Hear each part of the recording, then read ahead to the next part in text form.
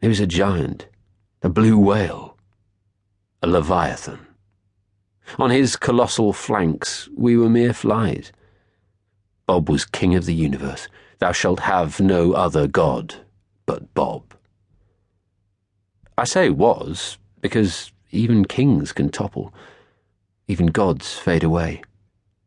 And as surely as one falls, another rises in its place. Get to the point, Monocle, we don't want your fucking life story. This was Racist Dave's warning, or literary suggestion, when he heard I intended to write about what happened to us, how we suffered under Bob, how we were drawn past him into that cruel and shadowy world, how we made the mistakes we did. Dave said he didn't trust me to make a beeline for the blood and gash, that I yacked on too much.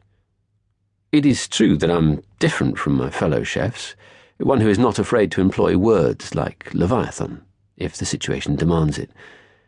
Apparently, Dave considers this a stain on my character, for he has appointed himself as a sort of editor to me.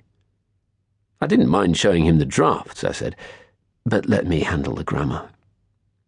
Dave said he didn't care about that stuff anyway. He just wanted to make sure I didn't get carried away with things, a continuation of a long-standing kitchen policy towards me. For many months, my mouth was barely open before the rebukes started flying. You speak like an arsehole, it has been observed. Stop babbling, or I'll stab you in the face, that was another one. Monocle is always so fucking proper. Well, pardon me if that's a crime. Monocle was Dave's idea, after Bob, with unconcealed glee, informed the kitchen of my English Lit degree. Fucking university, said Dave. That explains it.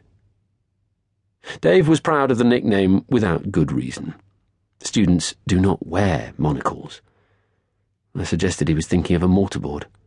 He suggested he was thinking of unspeakable acts with my mother. A rude man, Racist Dave, and an obtuse one. Whatever its origin, Dave used the nickname a lot, often several times in the same sentence, and with his sponsorship, Monocle, soon passed into the kitchen's common parlance. Only Rameloff was reluctant to use it. He was angling for either an unsuitable boy or an extraordinary cunt. He was unhappy about a chiffonade of mint I had done that had bits of stork in it. Rameloff was also unhappy about how much I talked, which he said, quote, was unbecoming in so shit a chef. And he was unhappy, like they all were, about my speed. If you were moving any slower, he said, you'd be going backwards through time. In his recent correspondence, Rameloff seconds Dave's support for the project I have undertaken. He, too, wants a little light on the dark heart. Often he asks that I tell this story with the greater truth in mind, and reminds me of a promise I made under some duress. I have not forgotten it. But how can we ever hope to explain what we did without retracing our steps back to Bob? Without Bob, there would be no Fat Man. Perhaps no Rameloff either. Bob brought us all together. Without his tremendous cruelty, what would I be? He made me grow up fast. He forged my resolve.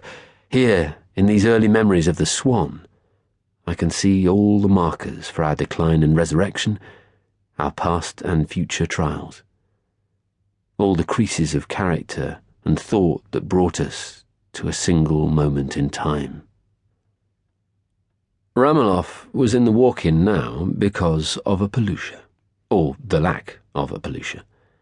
Bob had a grouse on order for 38, and it was customary, essential even, for there to be a pollution of watercress, or failing that, some sprig of dressed greenery at the very least, in a salad bowl on the pass in front of Bob, but not wilting under the lights when all else was plated up and ready to go. Bob called for it late, and sometimes he did not call for it at all, but it was Rameloff's duty to know when a pollution was required, and to have it standing by. And it was Rameloff's fault if it was not. "Pollution!" came the cry for the grouse on 38 as the jus was sliding round the plate and the steam was rising into the hot lamps. No answer. No, oui, chef.